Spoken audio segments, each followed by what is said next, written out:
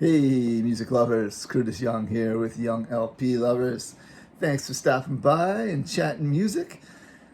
Gonna do a best of video today, yeah? So the best of the year that was 2025. Happy New Year, everyone. We're into 2026. Still kind of blows my mind. But anyway, I thought I'd have a look back at my best finds of the year. And at the end, I'm going to give you a little bit of a New Year's resolution as well for my collecting going forward. Yes.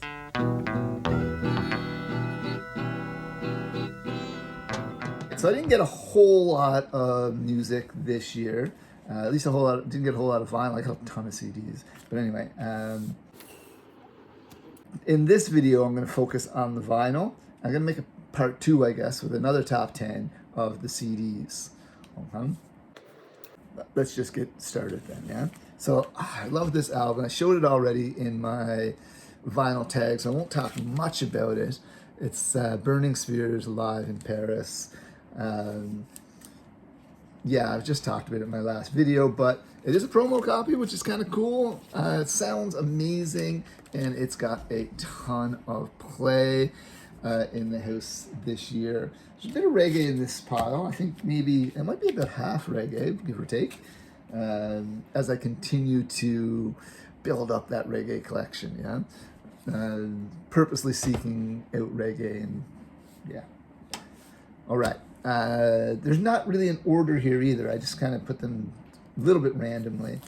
So next we've got some blues. This was picked up early in the year, London Howlin Wolf Sessions.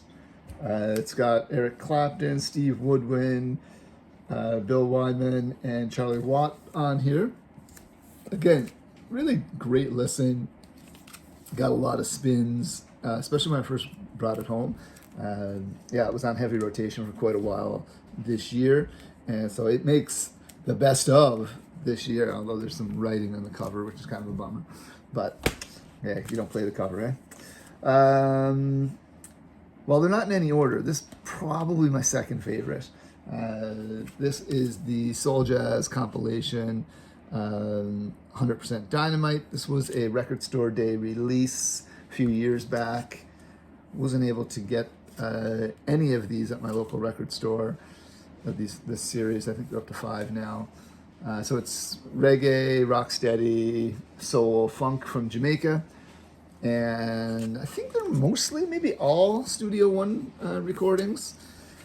Just, yeah, early reggae stuff. I really, really enjoyed. There's the track list.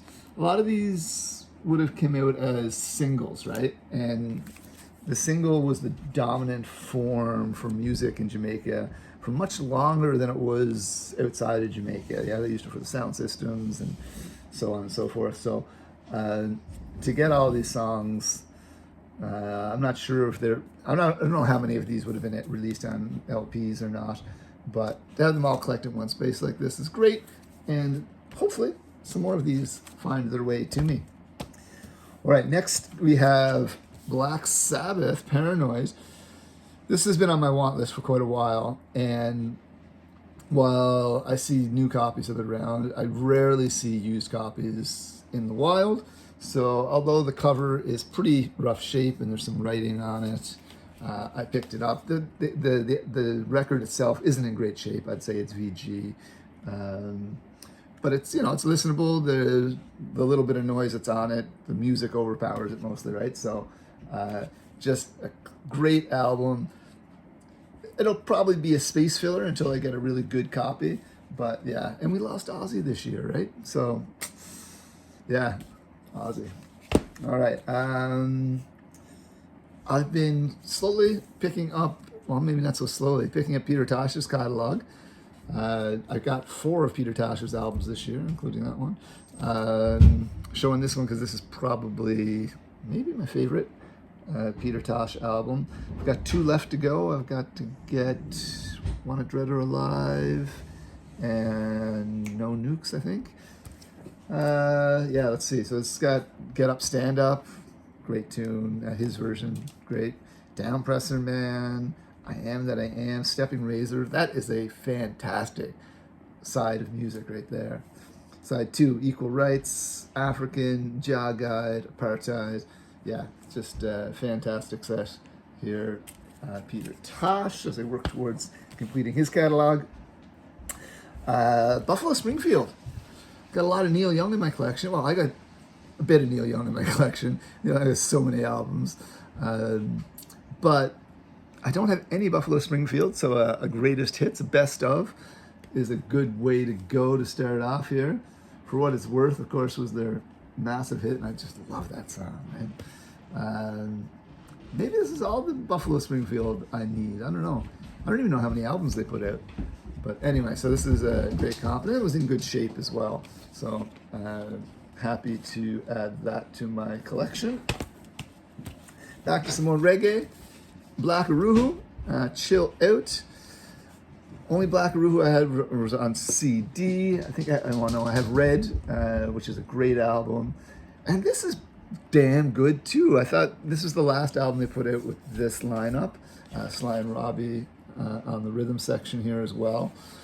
So I thought it would be a weaker album, but I think this album is solid. Yeah, it's a very good listen. So happy to have some Black Uhuru on vinyl now.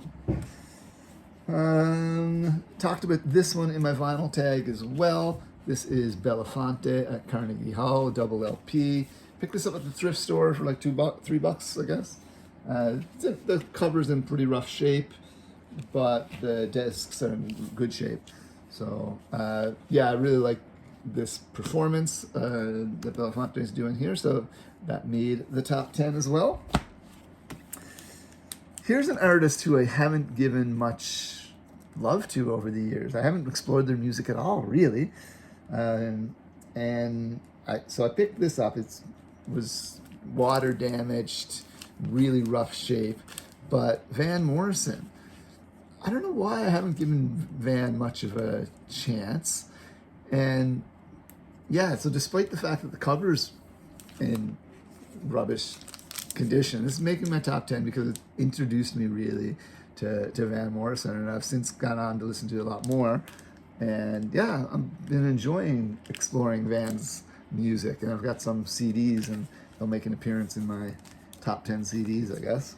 So yeah, it's a lot more than just Brown Eyed Girl, right? So yeah, late to the game with Van Morrison. And then last is a local group. I've talked about them before on my channel, but I just love these guys. Slowcoaster. I've heard them referred to as saltwater funk, which I quite like that description. Rock reggae, maybe, I think would be another apt description, but they also have like Afro-Cuban influences, some Latin rhythms on here. They formed back around 2000, put out a number of albums up until maybe 2013 or so, went on a bit of a hiatus for maybe 10 years. This came out in 2023. I didn't pick it up till this year. Yeah, great album. And they're back touring again as well, so I got to see them locally at the Red Barn locally, so that was a good show. Yeah, really enjoy Slowcoaster, so that is also on the top 10. Vinyl resolution. I think my vinyl resolution is going to be to try to be more purposeful in my purchases going forward, right? I've only got so much money to spend on vinyl, so I want to try to pick my purchases better, right? Spend my money wisely on the titles I really want. Keep a couple of want lists, genre-specific want lists, so I'll be trying to pick a few of those off this year. All right, that's all for me, folks. Peace and love.